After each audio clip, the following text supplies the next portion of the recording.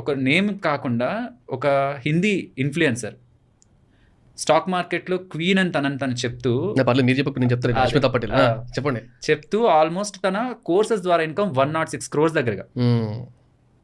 తను wolf of stock market అని చెప్పి పిలిచేవాళ్ళు. తన షీ వుల్ఫ్. సో తన ఇన్కమ్ ఎంత స్టాక్ మార్కెట్ నుంచి అంటే 12 lakhs. కానీ ఇక్కడ అర్థం చేసుకోవాల్సింది, పోనీ లాస్ అయినా పెద్దదిగా ఉన్నా, ఏదో చేయడానికి ప్రయత్నించి లాస్ అయ్యారని అనుకోవచ్చు, పోనీ ప్రాఫిట్ అయినా పెద్దదిగా ఉన్నది అనుకోవచ్చు, బట్ సేఫ్గా 12 lakh దగ్గర తను పెట్టుకొని, తను ఇలా నేను చెప్పడానికి కూడా ప్రధానమైన కారణం తను 106 crores సంపాదించిందని కాదు, ఏదో నాకు జలసీ అయ్యి నాకు రాలేదు తనకు వచ్చిందని కాదు, బట్ ద వే తను ప్రమోట్ చేసిన విధానం ఉంది చూసావా. తను ఏం చెప్తారంటే 7 lakhs మంది కోర్స్, 7,40,000 తన కోర్స్ జాయిన్ అవ్వు, నా దగ్గర డబ్బులు లేవు మేడం, పర్సనల్ లోన్ తీపిస్తాను, ఇంకా లేవు, ఇన్వెస్ట్మెంట్స్ ఉన్నాయి అమ్మే, దాంతో ఏం చేస్తుంది, ఎంత వస్తుంది నీకు రిటర్న్, దాన్ని పెట్టుకొని నువ్వేం చేస్తావు, ఇక్కడ జాయిన్ అయ్యావంటే మన దగ్గర ఉన్న వాళ్ళు వాళ్ళు మొత్తం లైఫ్ని మార్చేశారని ఒకరిని పట్టుకొచ్చి ఎలా నీ లైఫ్ మారిందని చెప్తే, వాళ్ళు ఇల్లు ఏం కొన్నారు, కార్లు ఏం కొన్నారని వాళ్ళని బ్రెయిన్ వాష్ చేసి వాళ్ళని అప్పులు తీసుకునేలా చేసి, ఇక్కడ ఎండ్ అవ్వట్లేదు, ఇది బిగినింగే. ఆ 7,40,000 మనం ఫైనల్ టార్గెట్ అనుకుంటాం, కానీ కాదు, అది జస్ట్ బిగినింగ్.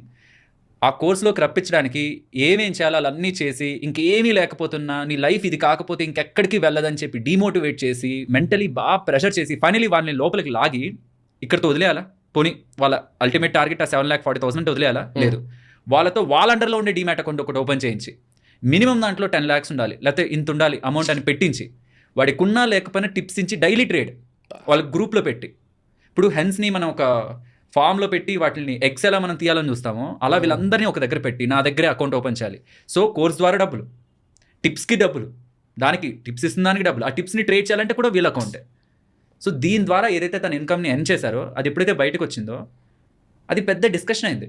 ఇక్కడ మనం ఒకరే అనుకుంటున్నాం, బట్ 3-4 people ఉన్నారు ఇంకా వాళ్ళ కోర్స్ ఇన్కమ్ చెప్తే అది ఇంకొక అనదర్ లెవెల్కి వెళ్ళిపోయారు. అది ఎప్పుడైతే బయటకు వచ్చిందో అది పెద్ద డిస్కషన్ అయింది.